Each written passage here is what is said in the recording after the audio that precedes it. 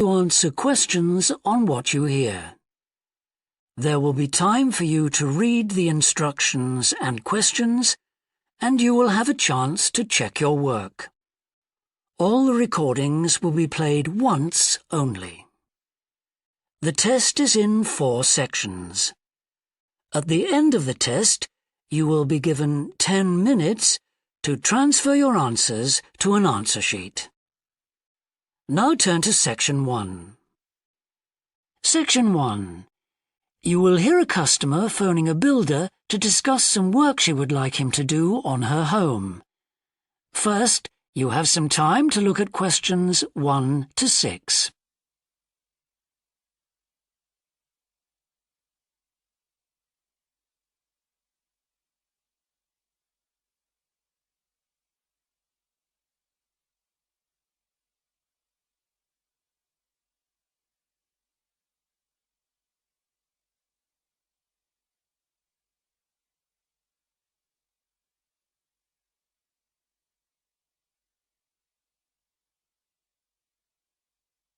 You will see that there is an example that has been done for you. On this occasion only, the conversation relating to this will be played first. Thorndike's? Good morning. Is that Mr. Thorndike? Speaking. How can I help? I've got quite a few things which need painting and fixing in the flat, and I wonder whether you'd be able to do the work. I'm sure I'd be able to help, but let me take down a few details. Yes, of course. Well, firstly, how did you hear about us? It was my friend May Hampton. The customer heard of the builder from her friend, so friend has been written in the space. Now we shall begin. You should answer the questions as you listen, because you will not hear the recording a second time. Listen carefully and answer questions 1 to 6. Thorndike's? Good morning. Is that Mr. Thorndike? Speaking. How can I help? I've got quite a few things which need painting and fixing in the flat, and I wonder whether you'd be able to do the work. I'm sure I'd be able to help, but let me take down a few details. Yes, of course. Well, firstly, how did you hear about us? It was my friend May Hampton. You did some excellent work for her a couple of years ago. Do you remember? Oh, yes. That was in West Park Flats. Lovely lady. Yes, she is. And what's your name, please? It's Edith Pargeter. Edith. Can you spell your surname, please? It's P-A-R-G-E-T-T-E-R. Double T, right. And do you live in West Park Flats as well? No, actually, it's East Park, flat 4. Oh, right. That's over the road, I seem to remember. Quite difficult to get to. Yes, it's at the back of the library. Right, I know. And what's your phone number? 875-934, but I'm out a great deal in the afternoons and evenings. So would the best time to ring you be in the morning? Yes. Fine, I've made a note of that. Can I just ask, I'll be in a van, and I know parking's rather difficult around your flats. Where would you recommend?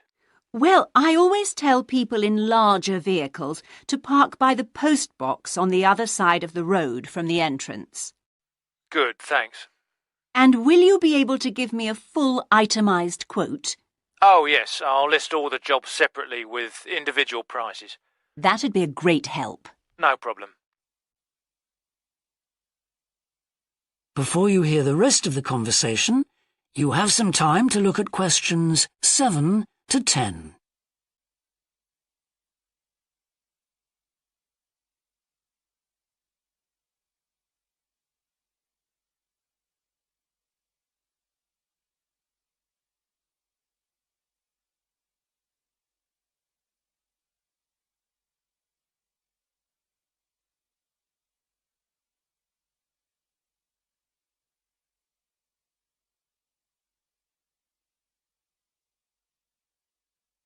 Now listen and answer questions 7 to 10. Now, what would you like me to do? Firstly, and most urgently, is in the kitchen. With all the weather damage, the glass in the door has cracked and I'd need that fixing. I presume you mean replacing? Oh, yes, and as soon as possible. What I'll do is come round tomorrow morning and do that immediately. Oh, thank you so much. The other things aren't so urgent, but... Now, I'll make a note of everything you want doing. Well, in the kitchen, I'd like some painting doing. All the kitchen walls? Just the area over the cooker. It's very greasy. Right, it does tend to get that way. Yes. Well, if you want a proper job done, what I'd need to do is strip the old paint and plaster it about a week before I paint it. Of course. Now, May tells me you also do work in the garden. That's right. Well, I'd like you to replace a fence. Just one? Yes, at the far end. Fine, shouldn't be a problem. And that's the lot. Fine. Yeah, as I say, I can come round tomorrow morning to look over things with you. Well, that's great, thank you. So, I look forward to seeing you tomorrow at... That is the end of section 1. You now have half a minute to check your answers.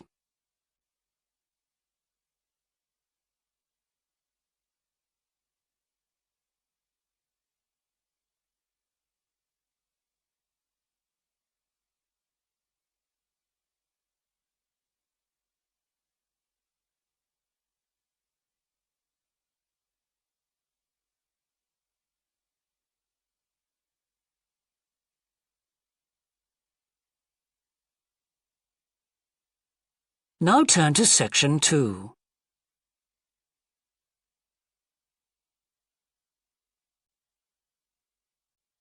Section 2. You will hear a recorded talk giving an introduction to the historical theme park of Manham Riverport in England. First, you have some time to look at questions 11 to 15.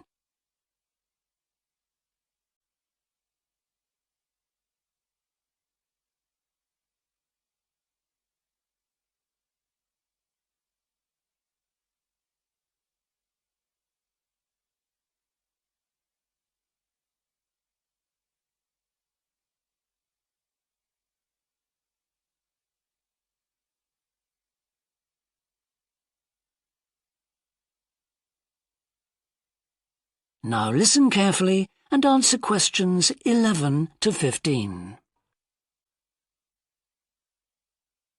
Welcome to Manham Port, where 1,000 years of history are brought to life.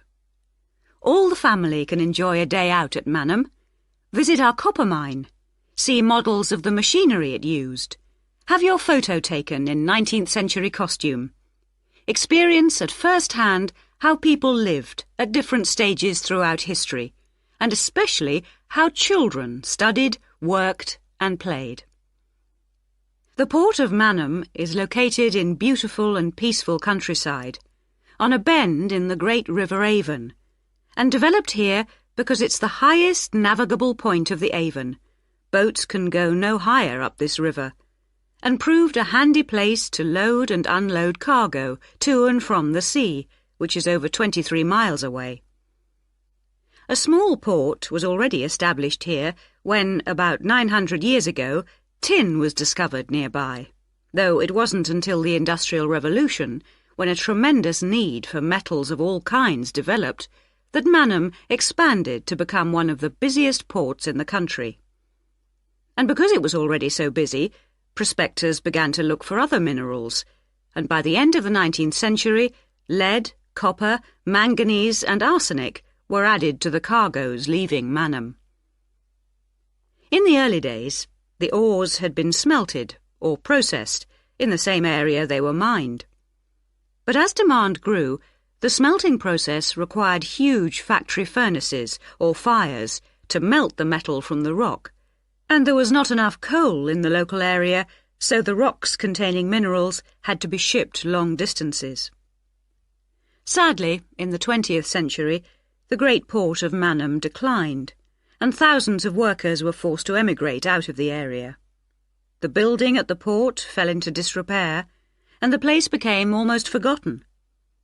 But then the Manham Trust was formed to conserve the historical resources of the area. It organised scores of local volunteers to remove undergrowth to find the original outlines of the installations. It then brought in paid professionals to match installations with maps of the original port complex and to set about reconstructing it. Today, you can see the results of this ambitious programme of restoration. The intention, and we believe this will be realised before the end of the year, is to return Manham Port to the condition it reached at its peak as the greatest copper port in the country. Before you hear the rest of the talk, you have some time to look at questions 16 to 20.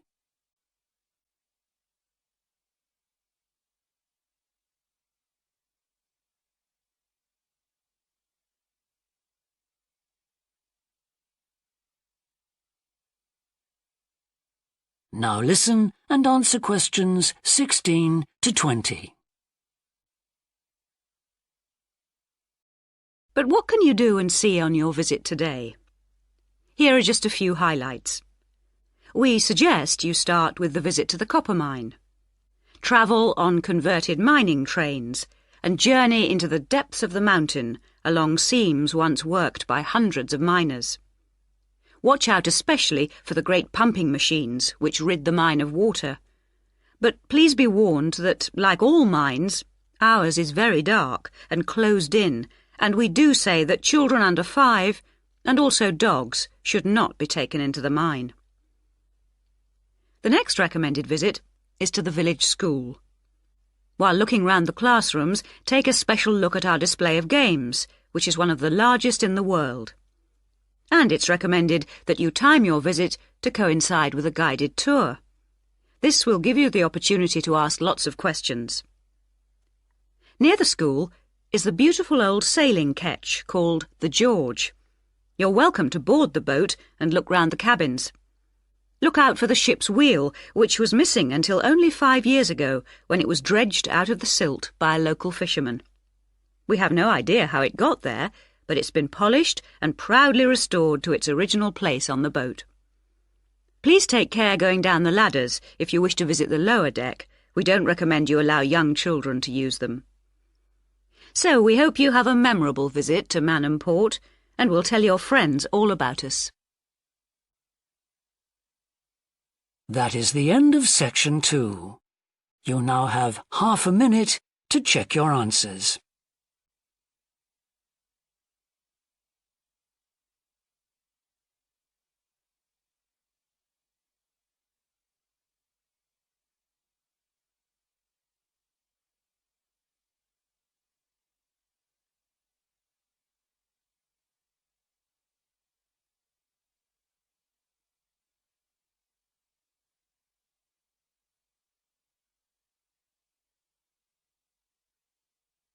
Now turn to section 3.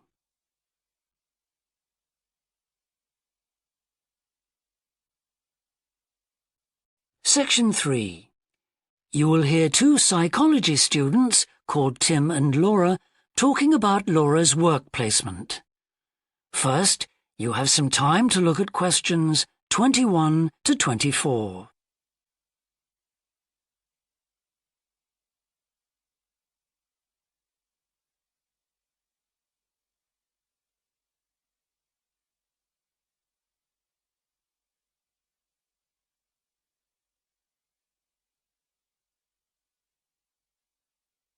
Now listen carefully and answer questions 21 to 24.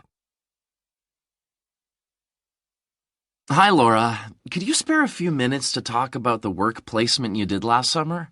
I'm thinking of doing one myself. Hi, Tim. Sure.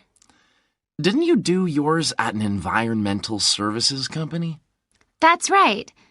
It's only a very small company, and they needed someone to produce a company brochure. And I wanted to get some business experience because I'm interested in a career in occupational psychology in a business environment. It was good because I had overall responsibility for the project. What kind of skills do you think you developed on the placement? I mean, apart from the ones you already had. Did you have to do all the artwork for the brochure, the layout and everything? We hired the services of a professional photographer for that. I did have to use my IT skills to a certain extent because I cut and pasted text from marketing leaflets. But that didn't involve anything I hadn't done before. Do you think you got any better at managing your time and prioritizing things? You always used to say you had trouble with that. Oh, definitely. There was so much pressure to meet the project deadline. And I also got better at explaining things and asserting my opinions, because I had to have weekly consultations with the marketing manager and give him a progress report. It sounds as if you got a lot out of it then. Absolutely. It was really worthwhile. But, the company benefited too. Yes, they must have done. After all, if they'd used a professional advertising agency to produce their brochure instead of doing it in-house, presumably they'd have paid a lot more. Oh, yes. I worked it out. It would have been 250% more, and I thought the end result was good, even though we did everything on site. The company has quite a powerful computer, and I managed to borrow some scanning software from the university. The new brochure looks really professional. It enhances the image of the company straight away. So, in the long run, it should help them to attract clients and improve their sales figures? That's the idea, yeah. Before you hear the rest of the discussion, you have some time to look at questions 25 to 30.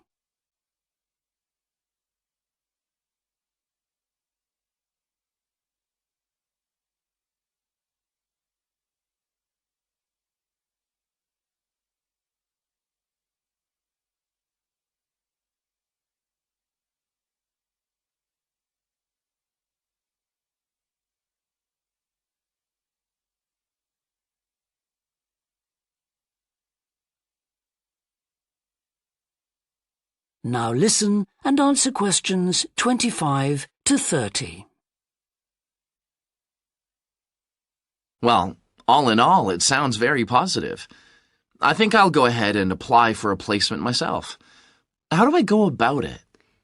It's easy enough to do, because there's a government agency called STEP, S-T-E-P, that organizes placements for students. You should start by getting their booklet with all the details. I expect you can download one from their website.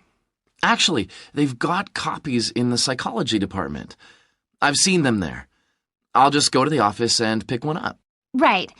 And then, if I were you, after I'd looked at it, I'd go over all the options with someone.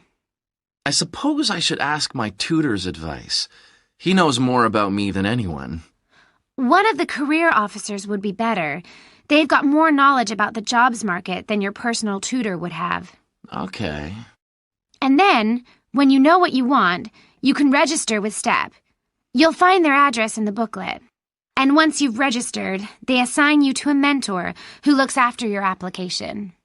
And then I suppose you just sit back and wait till you hear something? They told me at the careers office that it's best to be proactive and get updates yourself by checking the website for new placement alerts. Your mentor is supposed to keep you informed, but you can't rely on that. I don't suppose it's a good idea to get in touch with companies directly, is it? Not really. But it is the company who notifies you if they want you to go for an interview. You get a letter of invitation or an email from personnel department. And do I reply directly to them? Yes, you do. STEP only gets involved again once you've been made a job offer. Right. So once you've had an interview, you should let your mentor know what the outcome is? I mean, whether you're offered a job and whether you've decided to accept it? That's right. They'll inform the careers office once a placement has been agreed, so you don't have to do that. Is that all then? More or less. Only once you've accepted an offer, you'll probably have to supply a reference, because the placement will be conditional on that. And that's something you should ask your own tutor to provide. He knows about your academic ability and also about your qualities, like reliability. Well, thanks very much for the information. I'm starting to look forward to... That is the end of section 3. You now have half a minute to check your answers.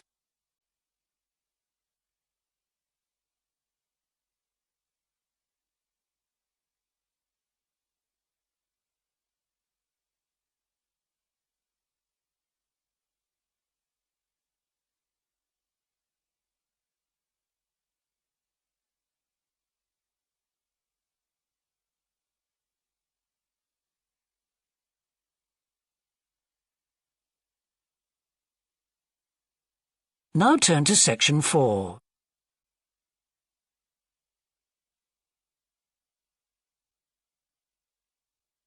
Section 4.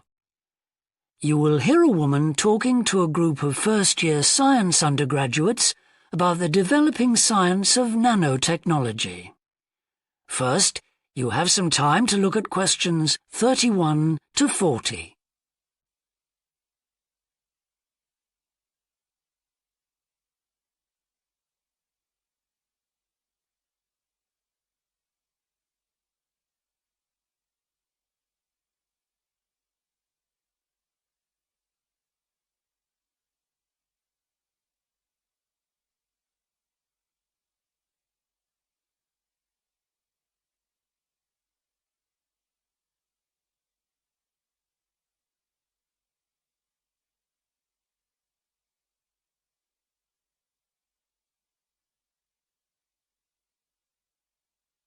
Now listen carefully and answer questions 31 to 40. Today we're going to look at an important area of science, namely nanotechnology. So, what is it? Nano means tiny, so it's science and engineering on the scale of atoms and molecules. The idea is that by controlling and rearranging atoms, you can literally create anything. However, as we'll see, the science of the small has some big implications, affecting us in many ways. There's no doubt that nanotechnology promises so much for civilization. However, all new technologies have their teething problems. And with nanotechnology, society often gets the wrong idea about its capabilities. Numerous science fiction books and movies have raised people's fears about nanotechnology, with scenarios such as inserting little nanorobots into your body that monitor everything you do without you realizing it, or self-replicating nanorobots that eventually take over the world.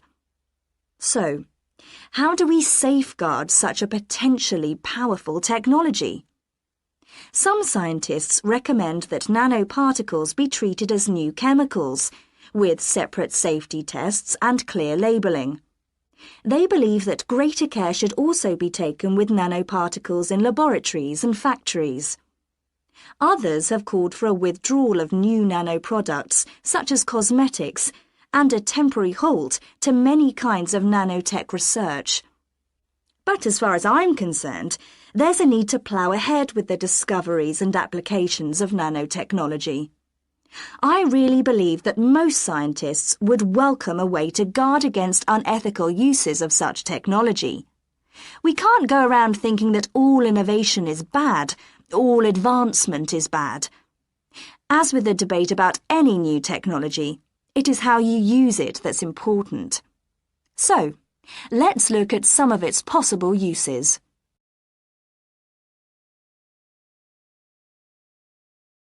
Thanks to nanotechnology, there could be a major breakthrough in the field of transportation, with the production of more durable metals. These could be virtually unbreakable, lighter, and much more pliable, leading to planes that are 50 times lighter than at present. Those same improved capabilities will dramatically reduce the cost of travelling into space, making it more accessible to ordinary people and opening up a totally new holiday destination. In terms of technology, the computer industry will be able to shrink computer parts down to minute sizes. We need nanotechnology in order to create a new generation of computers that will work even faster and will have 1,000,000 times more memory, but will be about the size of a sugar cube. Nanotechnology could also revolutionize the way that we generate power. The cost of solar cells will be drastically reduced, so harnessing this energy will be far more economical than at present. But nanotechnology has much wider applications than this and could have an enormous impact on our environment. For instance, tiny airborne nanorobots could be programmed to actually rebuild the ozone layer, which could lessen the impact of global warming on our planet. That's a pretty amazing thought, isn't it? On a more local scale, this new technology could help with the cleanup of environmental disasters, as nanotechnology will allow us to remove oil and other contaminants from the water far more effectively. And if nanotechnology progresses as expected, as a sort of building block set of about 90 atoms, then you could build anything you wanted from the bottom up. In terms of production, this means that you only use what you need, and so there wouldn't be any waste. The notion that you could create anything at all has major implications for our health. It means that we'll eventually be able to replicate anything. This would have a phenomenal effect on our society. In time, it could even lead to the eradication of famine through the introduction of machines that produce food to feed the hungry. But it's in the area of medicine that nanotechnology may have its biggest impact. How we detect disease will change as tiny biosensors are developed to analyze tests in minutes rather than days. There's even speculation nanorobots could be used to slow the aging process, lengthening life expectancy. As you can see, I'm very excited by the implications that could be available to us in the next few decades. Just how long it'll take, I honestly don't know. That is the end of section 4. You now have half a minute to check your answers.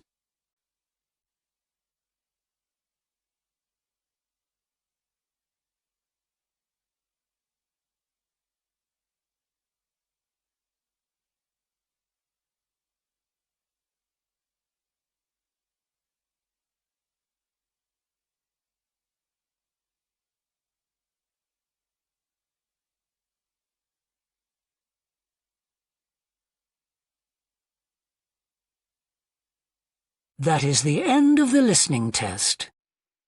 In the IELTS test, you would now have 10 minutes to transfer your answers to the answer sheet.